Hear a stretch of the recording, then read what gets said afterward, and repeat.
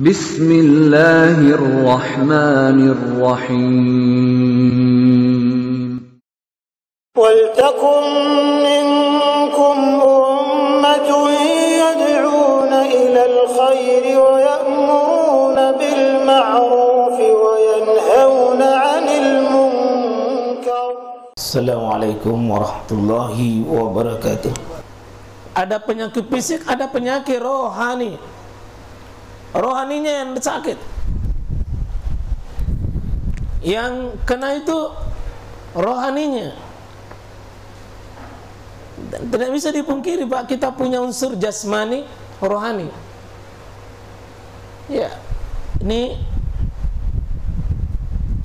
Syekh Nasir bin Sulaiman, ini yang saya senang membaca kitab-kitab beliau.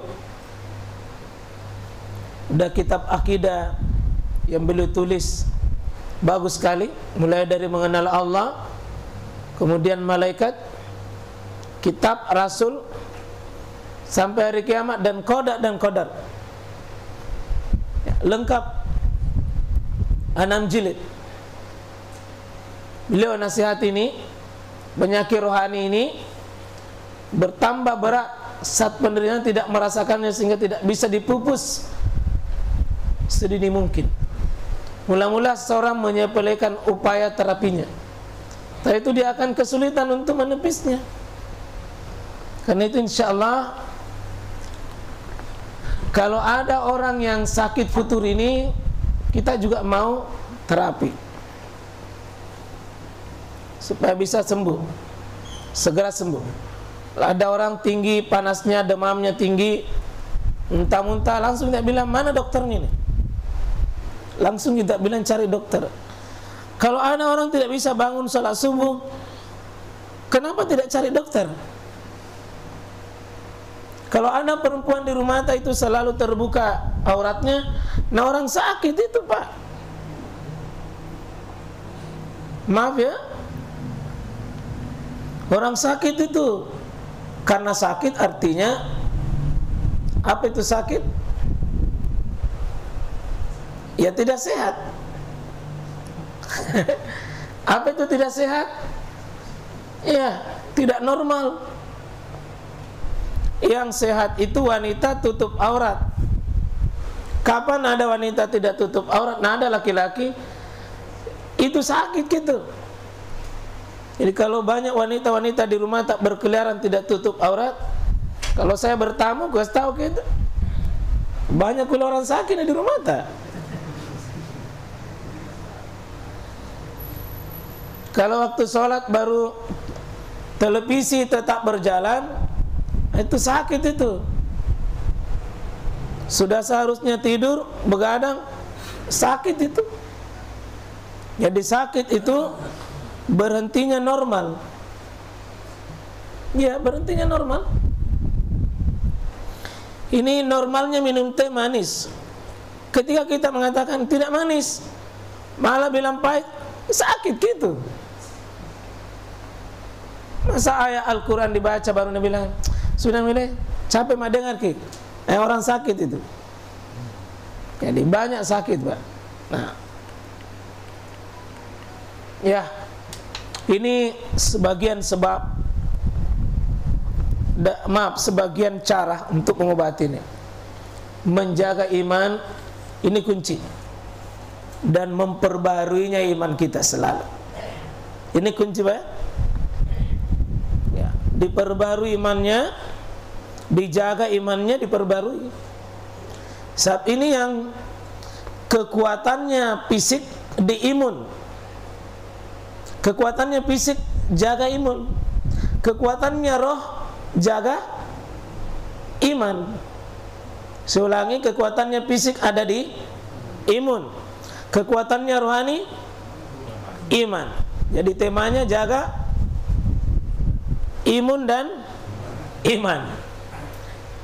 Kita ini mohon maaf, Pak, terlalu cepat sekali kalau gejala penyakit fisik luar biasa kita perhatian,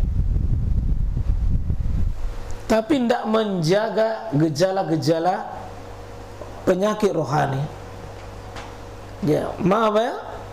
Kalau ada orang bangun tidur cuma langsung cuci muka, cungkil tai mata, carikan rejawa, itu orang sakit. Kalau tidak pergi berwudu. Ya, berdekatan masjid dengan rumahnya, tapi sholat sendiri di rumah, tahu garing, garing injo. Ya, iya. Seperti itu. Ada orang tidak bisa bangun sholat subuh, dia tetap nyenyak tidurnya padahal sudah subuh, itu juga sakit.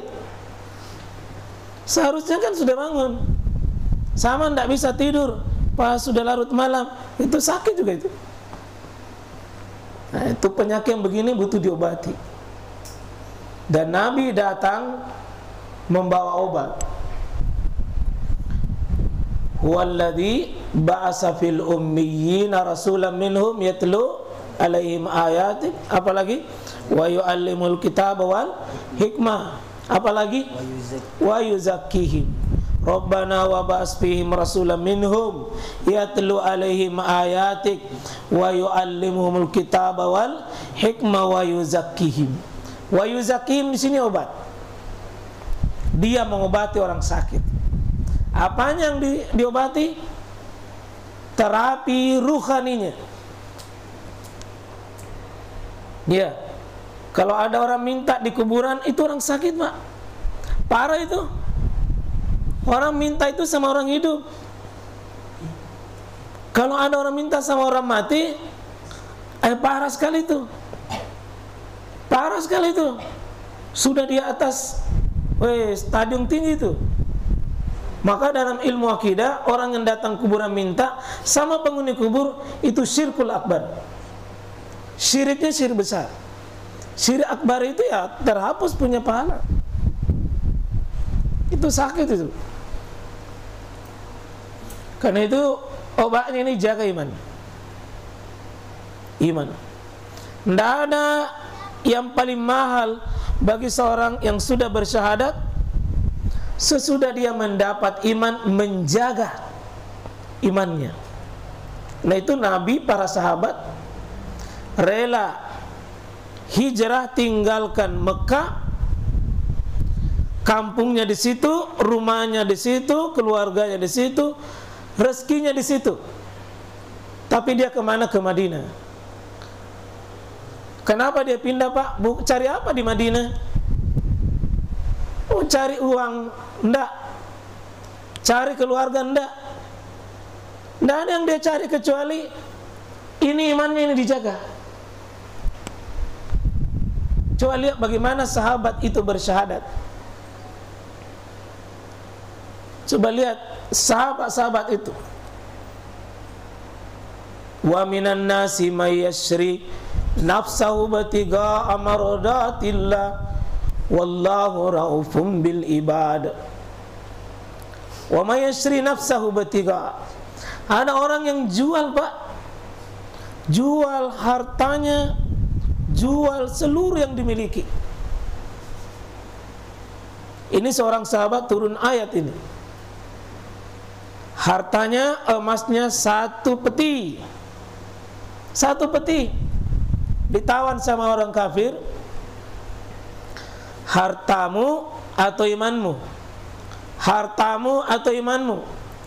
Kata sahabat ini, kalau hartaku masih bisa ku cari, ambil 1 peti, Pak. Lamanya dia menjadi pengusaha sukses di Mekah, sampai dapat harta emas 1 peti. Dikasih, ambil.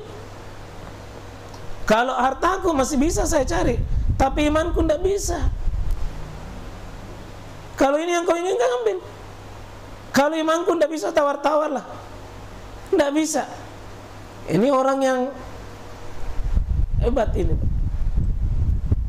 Tidak ada tertinggi dalam hidupnya melebihi imannya. Keluarganya kecil, hartanya kecil, rumahnya kecil, semuanya menjadi kecil kalau perkara iman yang dibicarakan. Sudah perkara iman, Pak, tidak ada lagi tawar-menawar. sudah sami'na wa ta'na. Itu orang beriman itu. Ya. Lihatlah Bilal. Kalau begitu imannya diganggu, kau cabut kulitku, kau pisahkan tubuh dengan leherku. Jangan kau pernah ganggu imanku. Kau leherku kau ambil, tapi imanku tidak bisa. Itulah orang beriman, Pak. Itulah orang beriman. Bagaimana Asia diganggu imannya, saya bilang rela dididihkan air. Yang wanita pertama syahid di Mekah, syahidah Sumayyah, dididihkan air mendidih 3 hari 3 malam, Pak. Dilihatkan itu, kau lihat itu dibawa, bilang saya lihat. Anakmu saya kasih turun duluan, ambil, tapi kalau imanku jangan pernah kau tawar. Saya rela turun di situ. Jangan kau pernah ragu sama saya. Anaknya pun diambil, dia siap. Maka orang mengatakan, haza sihrun mubin. Ini sihir apa nak pakai Nabi Muhammad? Oh enggak, Pak. Dia sudah dapat hidayah menjaga iman.